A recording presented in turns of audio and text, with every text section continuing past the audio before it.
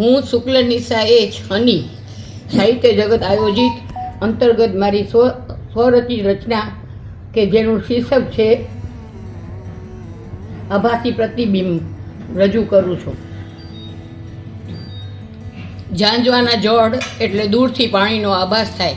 હકીકતમાં પાણી ન હોય પણ વહેમ હોય. ઝાંઝવાના જળને મૃગજળ તેમજ મરીચી કાપડ કહે છે. ઝાંઝવાના જળનો ખાસ કરીને રણમાં વધુ આભાસ થાય છે. રણમાં લટાર મારવા ગયા હોઈએ ને પાણી ન હોય ત્યારે તરસ લાગે ત્યારે તરસથી આતુર આંખો આમ તેમ પાણી શોધે છે. દૂર દૂર રેતી ચમકતી હોય છે ત્યાં પાણીનો આભાસ થાય છે.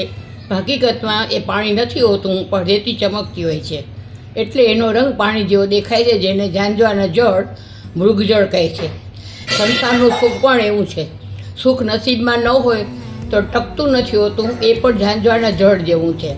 એના માટે કવિયત્રી મીરાબાઈએ પણ કહ્યું છે, સંસારીનું સુખ એવું ઝાંઝવાના નીર જેવું. સુખ મેળવવા માનવી ઘણીવાર અથાગ પ્રયત્ન કરતો હોય પણ નસીબમાં ન હોય તો મળતું નથી, માટે એ સુખ ઝાંઝવાના જળ જેવું કહી શકાય.